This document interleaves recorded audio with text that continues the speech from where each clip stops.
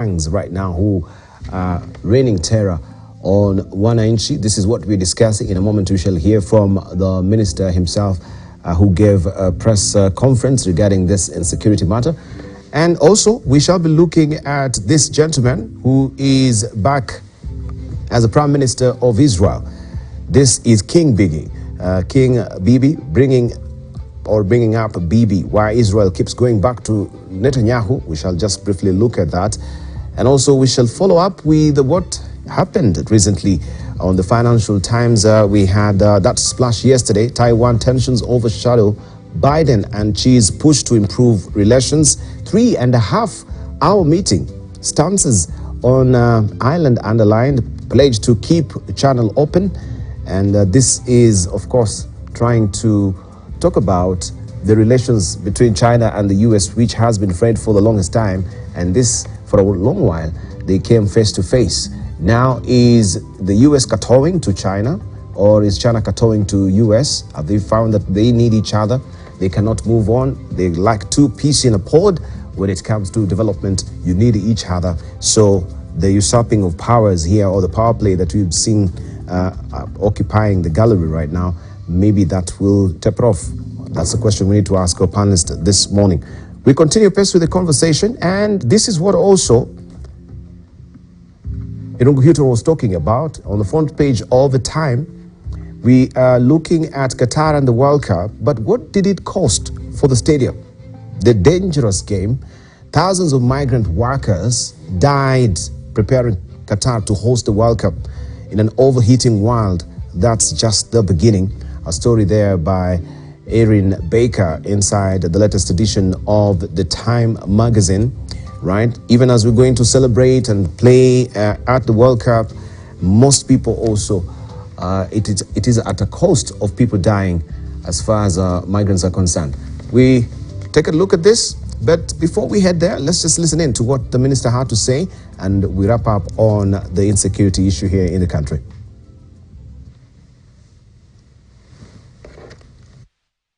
We are aware there are other challenges, including the muggings in Nairobi. As I said yesterday, the command has been changed.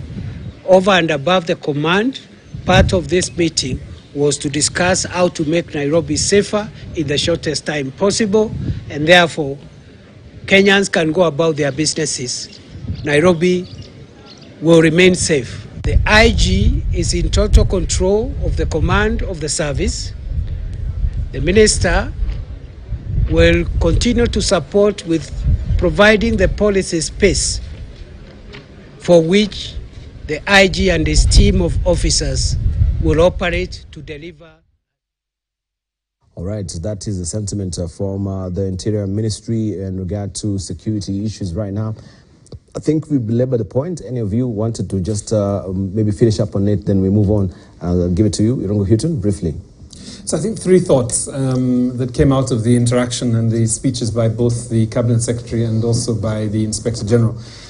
They have spoken about three things. One is, of course, that poverty is a major driver of crime, and crime is a major driver of the breakdown of rule of law. So I think we have to focus on poverty, and it is violence, for example, for people to be suffering from cancer. And we saw a major report that came out this week. 76 people die every day unable to protect themselves from cancer. So, health, income, food, these are critical factors in crime prevention, but they're, of course, nothing that the National Police Service can do something about. So the first thing is actually, what is the responsibility? I think Kagonja talked about the Marshall Plan. The second idea is an idea that is actually not a new one. It actually sits in Article 41 of the National Police Service Act, which essentially speaks about the development of county policing authorities. And this has been resisted really for the last 10 years or so by the Jubilee administration. But we saw an announcement by Inspector General and the County of Nairobi Governor that they were going to establish the first of these county policing authorities. It's an important step. It needs to be supported. But we do need to get some clarity on the guidelines and the operational procedures that they will follow, because as we know from very complex security operations, when there's not coordination, you can have a disaster. So I think kudos to the Nairobi Governor and also to the Inspector General for generating this conversation. But as before it rolls out to the other counties. I think we need to see some framework developed for it. I think what's also important is the statement, I think, that there would be an amnesty for criminal gangs to return weapons, because there's a lot of small arms that are floating around in high-density informal settlements. And I think what we have to see is, a number of civic organizations, human rights organizations, urging youth that have weapons to essentially come forward and take advantage of the amnesty. And I think those are the two things. But the very last one is, I'm yet to see a clear request or a invitation by the Inspector General or by our elected leaders to communities to support policing. And this is what is missing a little bit. The beauty of the story around Keegan Githua, this young 26-year-old Strathmore student, is that the community, organized by the Residents Association of Ridgeway's Garden Estate, actually Gara, they marched, they petitioned, they had a vigil, they reached out to the local police service, and that civic intelligence, that capacity that exists in all our neighborhoods was being mobilized essentially to respond to this particular case. And what we've seen is a result. We've seen 4 suspects. It doesn't mean that they are guilty, but 4 suspects are now being processed. Arraigned. And they potentially will be arraigned in court fairly soon. So I think civic intelligence, community organizing, community policing is critical. Mm-hmm. Thank you. All right, we wind up on that. Let's begin with the midterms before we go to BB and we go to China and the U.S. relations.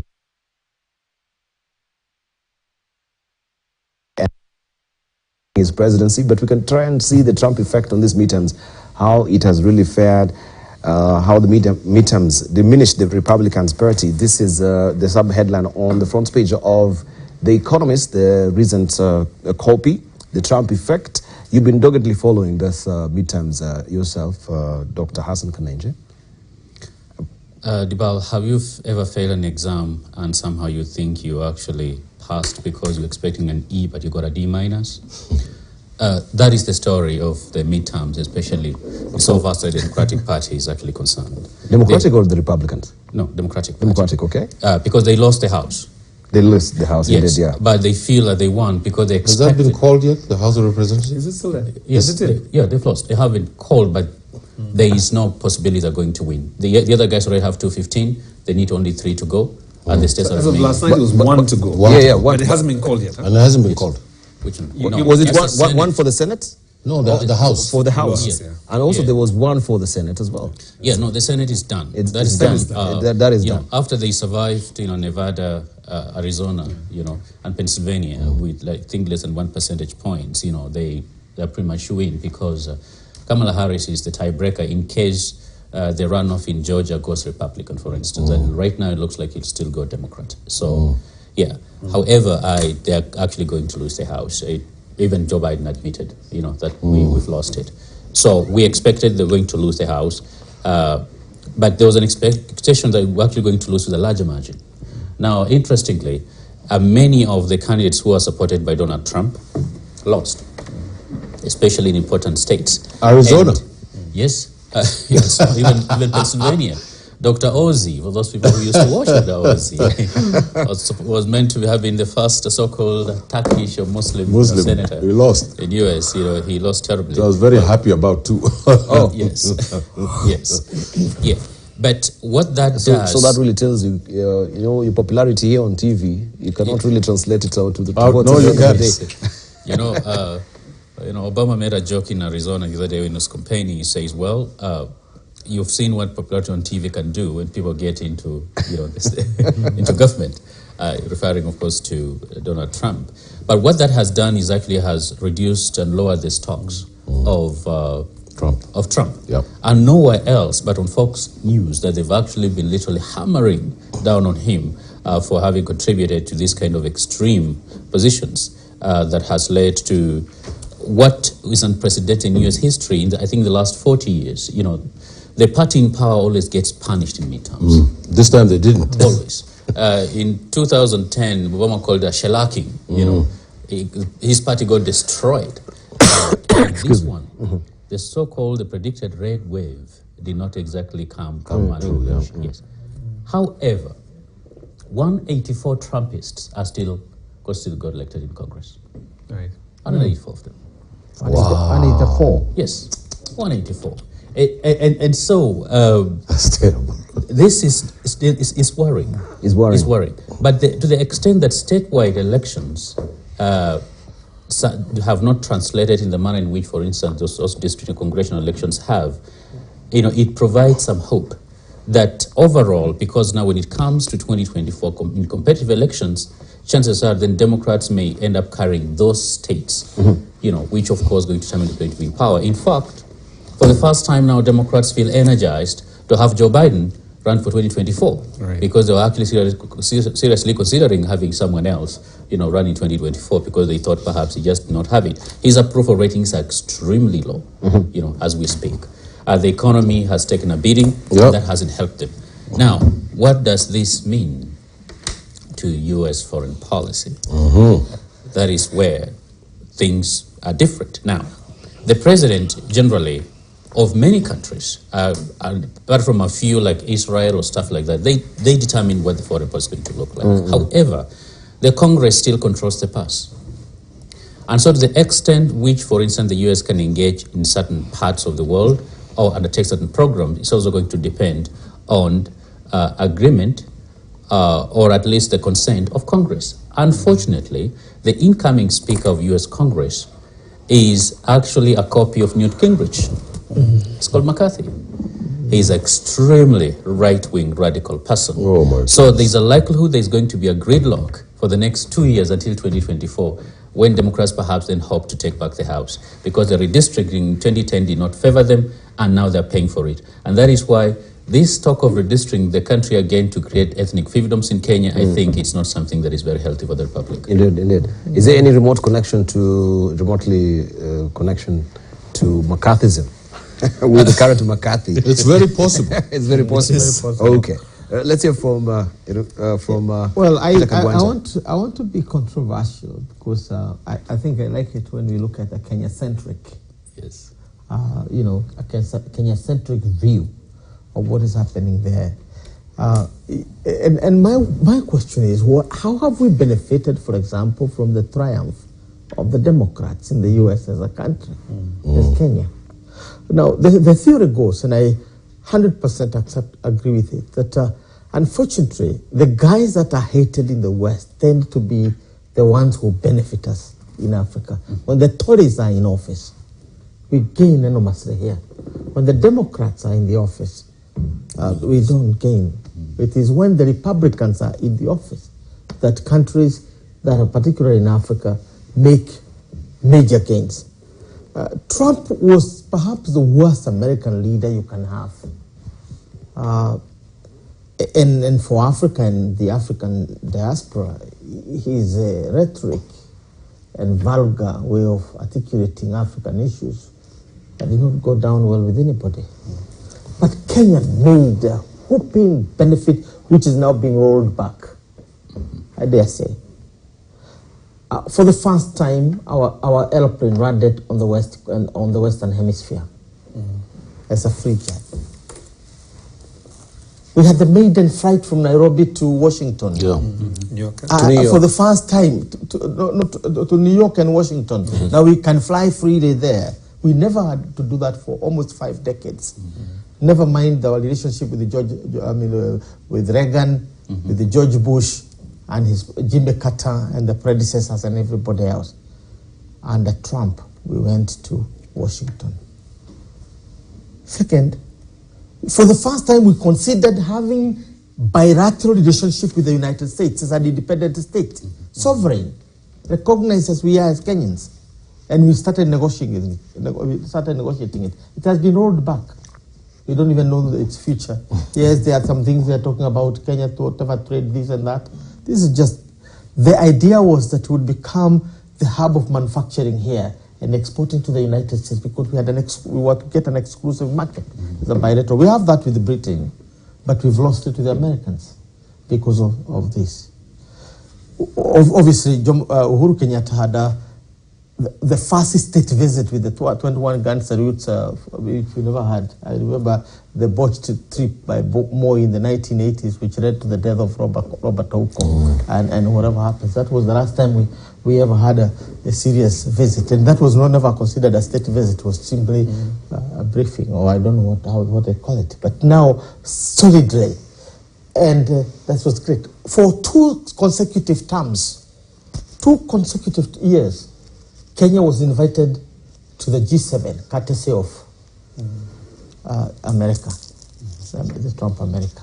I'm saying this to begin to say that you don't cry when the world is crying, and you don't celebrate when the world is celebrating, and you don't know what you're celebrating. The joke is given of this African fool who laughs twice, and the clever ones laugh only once. And you ask why?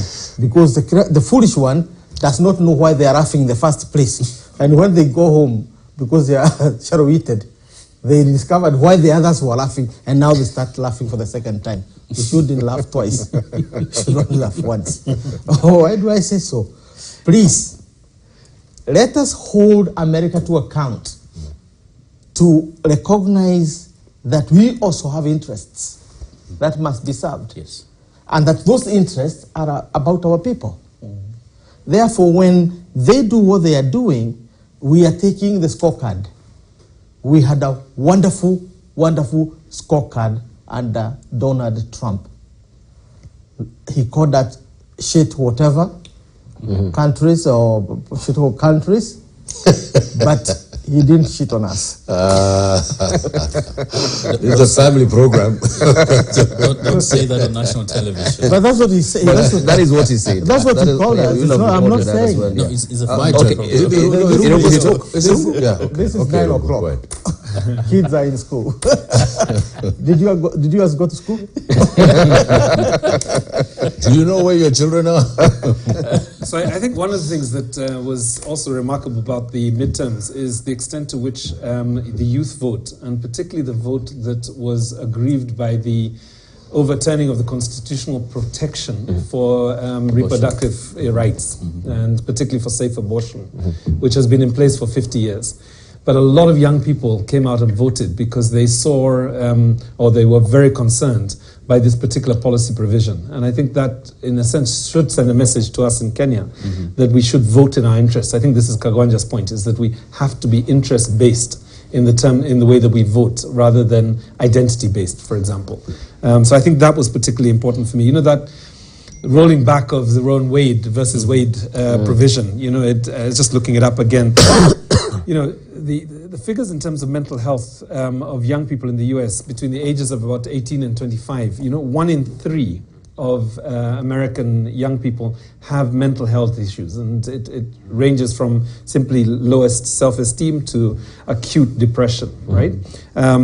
95% of the people who go through either a safe abortion or get contraceptives or need kind of comprehensive sex education, they largely come from low-income communities, right? So the other thing we need to think about is what is the extent to which, you know, this particular policy actually swayed the elections in favor of the Democrats. And that's interesting. Indeed. Wind it up with... Well, just to wind it up, I think that they're the same party. I don't think there's much difference between the Republicans and the Democrats. I think the Democrats are a bit hypocritical most of the times. The Republicans work for the stock market interest in New York. And I think that the Americans have perfected the genius of having a multi-party system that say the same thing. So I think that, well, I'm not as as happy and as rah as everybody else about this. I think that the United States has become the global policeman. Its power is now overreaching in every corner of the earth, and it's a dangerous situation. No matter how pro-American I might be, I'm not, Dabal, I don't have this Anglo-Saxon idea about China. They say, if there's an ally that East Africa should have, it's the United States. Why should it have an ally as an American? Because it's a superpower in the world. Secondly, why? Because there's some 30, 40 million African Americans who are more interested in Africa. Why should we be an ally to the United States? Because it's got a constitutional system of government. Why should we be an ally of the United States? Because it's got a free market and we can trade with them. Why should we be an ally of China as well? Because of what? Because it's a lie that the Anglo-Saxon mind tells us that it's a repressive state. 30 million Chinese go to London and go back to their country. How repressive is that?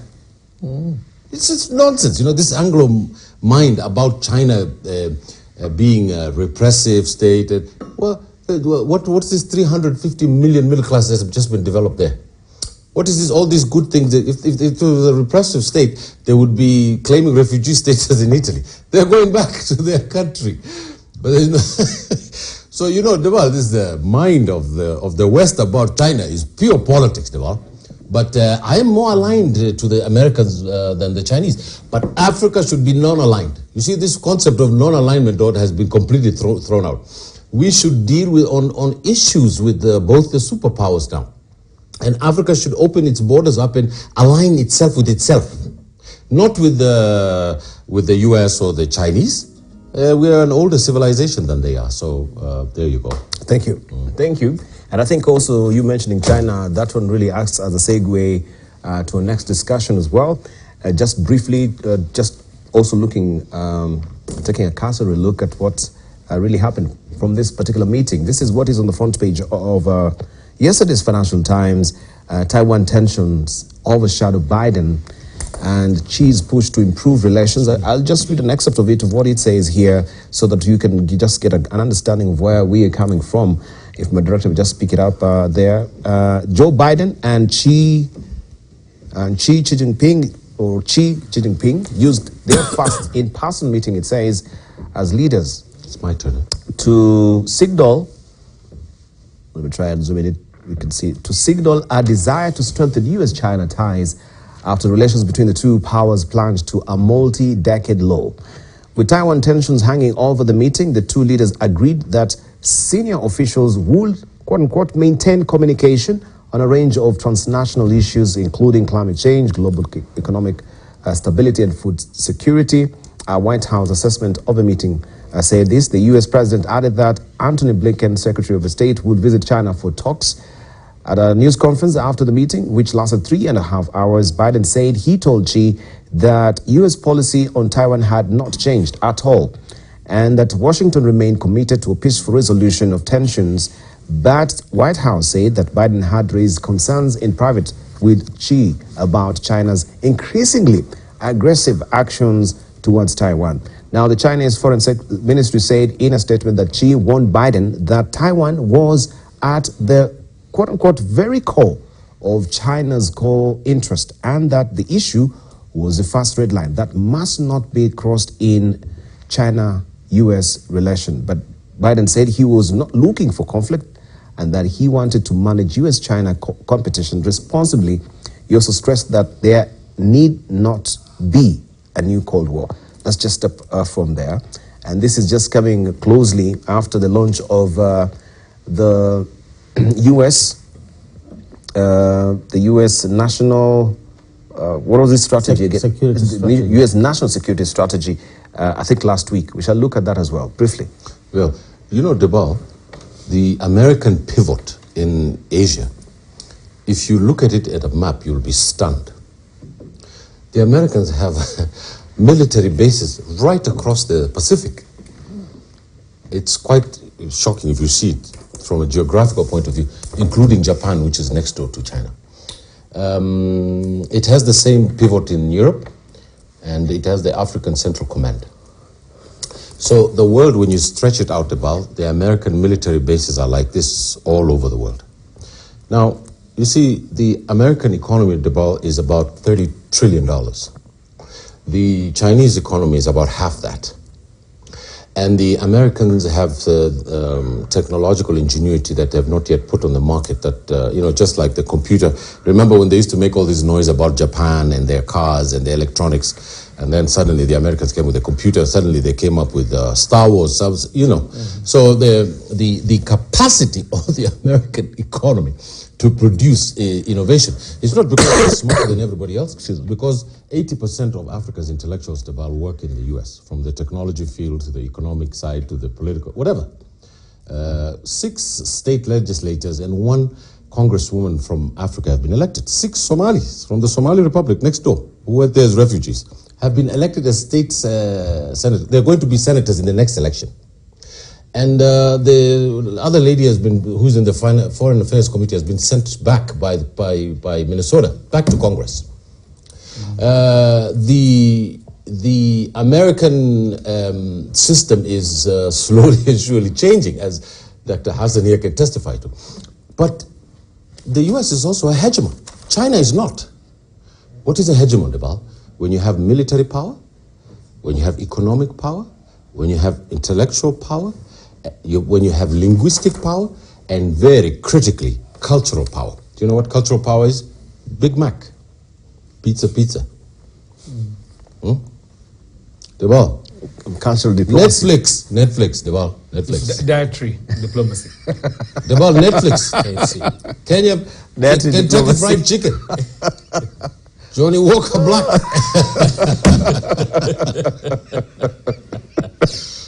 I'm not kidding. If you describe a hegemon, that's a hegemon. We're not speaking Chinese here. Neither do we call to eat Chinese food from the thing. But the CNN is not in Chinese, Debal. The books in the libraries are not in Chinese, Debal. The power that the American government has to influence events is insane. And Debal, I think that it is a disaster for this world for it to have a unipolar power that can just do what it wants. But it's creeping up slowly now, by slowly. But if I'm going to pass it to my seniors, if China invades Taiwan and the United States tries to invade, it will lose. That's my view, because, and I don't think it will happen, but if the United States tries to do that, it will lose militarily. You know why? Because China doesn't have the capacity to project power in, say, Indonesia or in East Africa, but it can project power just across the Pacific Strait. I mean, in Taiwan. I mean, it will be a disaster. The Chinese will get a beating, but they'll take over the island. Thank you. The last point is this. We have got to stop hating on China. The Chinese did not get on ships and colonize anybody. In fact, they helped us liberate most of this country. In the 15th century, their fleet came to Mogadishu. And the emperor of Mogadishu then gave them a giraffe as a present. There was an ambassador from Mogadishu to Beijing then, if I remember my history. Mm-hmm. And up to today, the Chinese call the giraffe geri, which is a Somali word. Up to today, because there are no giraffes in China. So that civilization has been dealing with Africa for a long time. Mm-hmm. The Puritans had not landed on Plymouth Rock. They had not even gone to the US. The religious wars in Europe had not happened. So I put it to you, Debal, that we have got to, in Africa, do not be opposed to the Chinese. And we should not oppose the Chinese, and we should invite the Americans, and we should make sure that it is in the interest of African political economy for growth to occur and for us to deal with them fairly. Let's hear from Dr. Kanenje, briefly. With regard to the meeting? No, to the Kenya KFC. Kentucky Fried Chicken. KFC is tasty. Well, it's not accidental that they met. It was also not exactly designed for the meeting, because remember the meeting, this meeting is occasioned by what is happening in Indonesia, in Bali, for the G20, and both are members. We're saying it should be the G19 now. Yes, well, now it's G19 plus. Even Lavrov left. Yes, yeah, because he was going to rain more missiles. So the meeting, of course, is something healthy, and you know, the U.S. and America, they're so dependent on each other in so many ways, and they are the two largest economies, you know, on earth. But while they may express the desire to work together, still Beijing is perceived as a strategic global competitor, you know, to the United States, and those perceptions and calculations are not going to change. But also Beijing and Washington, they have real fundamental differences in how they look at the world and how they look at both domestic as well as international relations. And there are certain values, of course, that differ. But I do agree that for us in Africa, we have to be careful in the way we deal with, these powers. It does not profit us to make enemies out of any of them. Correct. Culturally, intellectually, in lots of ways, we've been tied to the West. But also economically, increasingly, we are also tying ourselves to the East. And so having a relationship with these countries is not a mutually exclusive thing. We think we should put ourselves in a position where we can take the good from the East and the good from the West and see how we can grow. But to the extent that we start taking sides, I think is going to be detrimental to the long-term growth and stability, not just of our country, but of the region, because all of them, or both of them, are big players in this region, and that's not going to go away. Perhaps just as a final thing, Biden says, he wasn't looking for conflict and wants to manage competition in terms of their growth. They also, I think Biden just this week announced a global infrastructure project, to actually, I think, rival the BRI, the Chinese, Royal Belt Initiative. You understand? And so there is still some kind of a Cold War going on. Indeed. Yeah. And so for us, we should not be allowed to be dragged into either side. We get there are certain values that, for instance, we share with the West, and we are so tied to it, But then there are certain other practical aspects, especially for economics, that we need to be able to learn how we're going to manage with the Chinese, as well as other emerging powers, because China is not the only other player, in Kenya or in the region or within the continent. So you're saying, in other words, it should be the Fisi, the hyena who is, straddling on both sides of the spoils, with China and America. Not a hyena, we should be a squirrel, because a hyena doesn't use its brain very well, but a squirrel does. I want to come to you, Kagwanja, because I know also after this you're heading for a very important meeting, modernizing Africa. China modernizing Africa. How China is modernizing itself, and how that is impacting on Africa. How China is modernizing itself and how it's impacting Africa. Why did you invite me and Irungu? Okay, let me say this. I personally was not taken aback by the meeting between, Biden and Xi Jinping. And two, the statements that Biden made and the kind of statements he made are all verbatim in the national security strategy, American national security strategy, released on 12th of October, which is last month. I had the opportunity to review it for a number of, sources, including, the Sunday Nation, which I did. And the American thought about it does not reflect what you'd call the return to the Cold War. It's a very bold, admission that China has become a superpower. That was really what was shocking. It says America defines the world as a two-power state. It is itself and China, and they are the competitors. But there is a third power, which is Russia. But it says that although the interest between Russia, or rather the interest between Russia and China tend to be aligned in certain ways, there are fundamental differences between the two that are guiding America's perception of the world today. One is that China has has an ambition for global leadership, which Russia doesn't have now. And two, it has resources to achieve it. And it aligns those resources as diplomatic resources, economic resources, military resources, and all manner of resources are aligned. And worse still, China is growing at a tremendous speed and they can achieve that.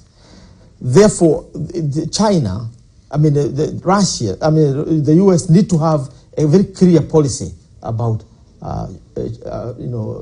China. And America rejects the idea that it's a declining power or superpower. Actually, it says that it is not declining. I agree with that. Yeah, that's the problem has always been cyclical. Capitalism rise and fall, rise and fall. Right. And therefore, it has the opportunity to rise again. But it says the following, that there are certain challenges globally that are so powerful that cooperation between the two powers is not just necessary, but it's unavoidable.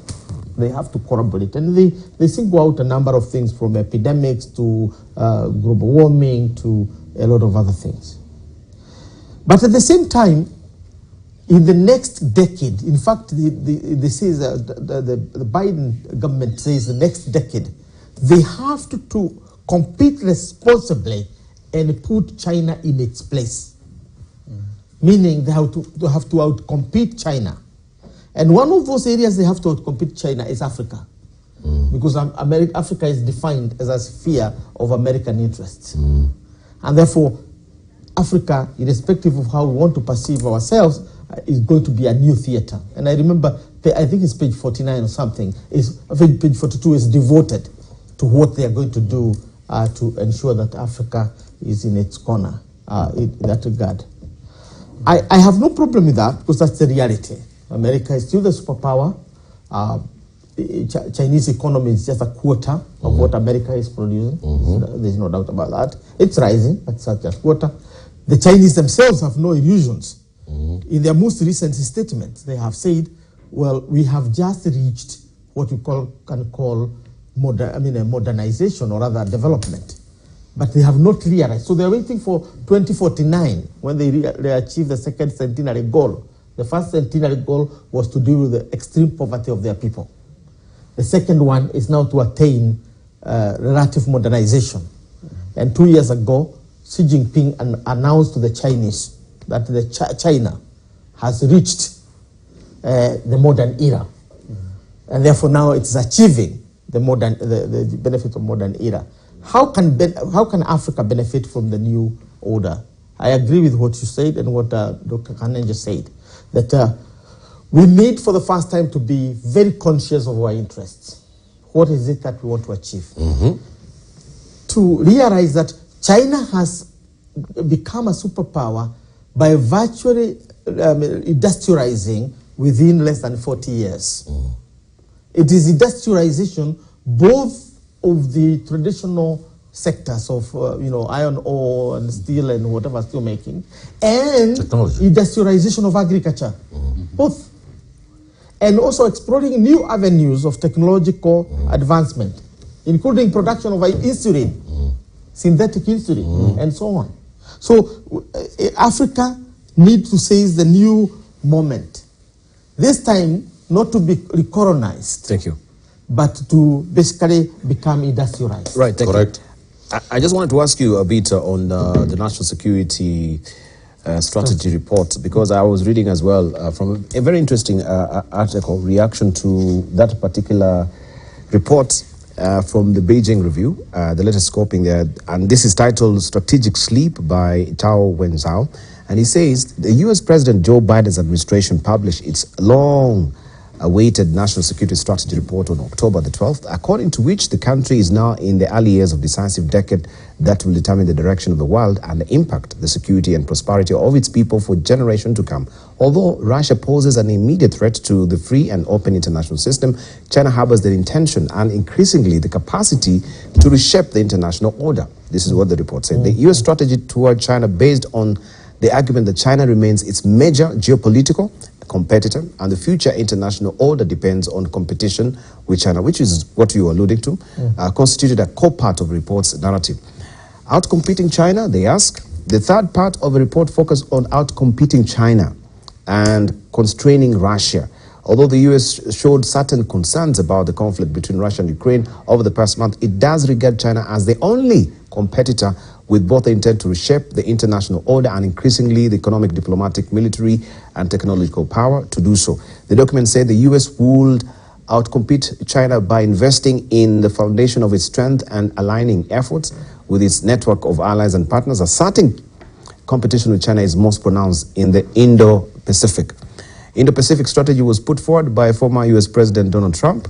The Biden administration has inherited it and taken it much further than its predecessor. To keep China down, the US has reinvented its traditional alliance system, taken clickism to the extreme and established a new trilateral security alliance with the UK and Australia, under which it went on to undermine international nuclear non-proliferation efforts. It has also strengthened the quadrilateral security dialogue with India, Japan, and Australia, commonly referred to as Quad. On that, can I just say one word? Yes. Every one of us should read the book called The Trilateral Commission by Stephen Gill, who was my supervising professor. I mean, to just explain very simply the American strategy from the perspective of a strategic. Debal, the Americans are not going there to petty with the Chinese. The Americans are not going to allow for a new superpower to emerge to contest them in global dominance. They are already doing that to Russia. Do you know, Debal, I said last time that a conflict in Europe was going to, it's on tape, it was going to escalate. Missiles are landing in Poland. Poland is a member of NATO. This is going to cause massive economic dislocation in the world. The inflation is going to go up again, maybe 3-4 times what we have today. Kenya is going to be in for a very rough time in the next 5 years. If that missile fight in Poland continues, if there's another set of missiles that land in Poland, all bets are off in Europe. There could be another war. So, Debal, I'm really, this is on tape. I said this on tape when we were in KTN in Mombasa Road. I think that the government of Kenya and its thinkers need to sit down and think 5-10 years down the road, not 1 month down the road, because I've repeatedly said here about that the axis of the political economy of modern history is turning itself at such a rate that if we're going to gasp at the things that we're just going to be able to, we're not going to be able to respond to these events if we don't think. And I put it to you, I agree with Professor Kagwanja's and the other panelists, that we ought to think about Africa's interests in global affairs and how is it that we can make strategic moves so that we can defend ourselves against capital, against the cultural invasion that is coming from the Asian side. A lot of our issues, Debal, are in danger. And if anybody, I think the panelists agree with me, bombs landing in Poland, which is a NATO member. Yesterday they invoked number 4. You know, number 5 is the one they go to war.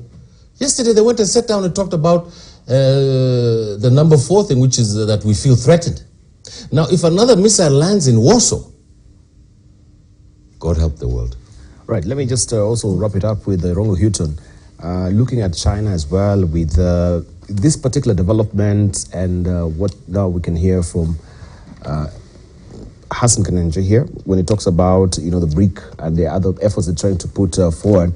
All this development for China can be questioned on the aspect of human rights violation, especially in its own country, issues of integrity where many people also ask us, you know, they say the way they're doing the business is not with so much transparency. There's a lot of bankrolling and handing dealings that is really happening so far. What will be your assessment? Because we can see another democracy advancing with a very clear, transparent way on how the dealings of integrity is concerned. But China, what will be So a couple of thoughts, and they're really just complementary to what I've heard here. Let me start with the first one, which is really a repetition of what I said very earlier on in this program, which was that as the two met, one of the things on the table was carbon emissions. And these are the two most polluting nations on the planet. And therefore, having them inside the COP27 negotiations, pushing for loss and damage would make a real difference to the world. So I think the first concern as Kenyans really is to see that happen. The second one really is an interesting one, which is, I think there are reports coming out that, I think I saw a report, was it yesterday, that the president has had no less than 160 formal engagements since he's come to office. Yesterday. Which worked out at something like 2... Man on a mission. Yeah, 2 a day. I went back to my own Outlook calendar and I realized that probably I've been a bit more productive. But let me just say that my work is much lighter than the president's. But it is good that he's been an assertive presidency. And what was interesting about that is the other statistic, which is that probably the Kenyan government at the highest level has met with the American government at various levels, probably 15 times since he's come in. But actually, when you, in the public eye, look at how many times he's met with Chinese authorities, it's a much lower number. So the question is whether we're going to see Kenya shift more to a West perspective rather than a turn East perspective. So that's, I guess, the second one. I mean, I think for us, we are still waiting to see a little bit more from the SGR revelations. So if you want to talk a little bit about how opaque national deals affect the Mwananchi, I think one of the places we can start is asking for those documents that are still not in the public domain, and the CS Murkomen to really dig deeper into that file where he found those documents and pull out a few more for our civic and government officers to look at those documents a bit more closely. I think that's probably my intervention on this one. Right. And that's a beautiful place to wind up. Last comments? Yes, we should just get the last comments briefly. Just looking also at some of the editorial cartoons that are very interesting when we're talking about now choosing between the East and the West. This is what Victor had drawn over the weekend as well. You can see from previous regime we had Uhuru Kenyatta and also Kibaki on that particular table, who was facing East. If you may just have that particular editorial cartoon, please. And now we have Ruto, who seated in between, is turning to the West. And we can see the West is, of course, they're led by Biden. We have also the new face, so that is Sunak. And also we do have Macron. Do we have it? All right, I think it's disconnected. We cannot actually. Ruto's legs were facing Kibaki and Uhuru. Yes. It was just then how he managed to twist his back and front to face the West. You've got it as we wind up. This is it, a very interesting editorial cartoon there, where we are torn in between. There you have it, and you can see. So thumbs up for Uhuru to the East. Now Ruto, his legs is towards East, and the hands are? The legs are with Kibaki and Uhuru. Yeah, and that is East, because we have Xi Jinping at the end of the table. Correct, yeah. And the hands and the guy has really good teeth. But Sunak is also supposed to be in the East.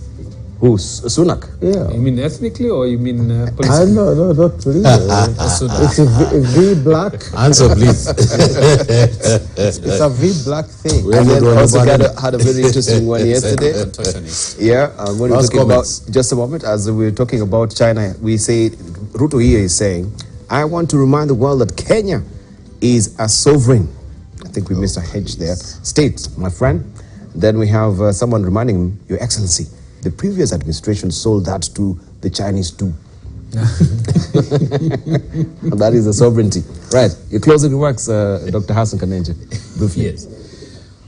One thing that is important, and for anybody, who, especially, because we have a new government and stuff like that, there is going to be, it's almost like they say the new kid on the block. There's going to be competition to influence the direction of that presidency or that ministry or that government. Yes. And so we have to be very aware of a lot of overtures and that are going to be done by a number of players and a number of parties in the world.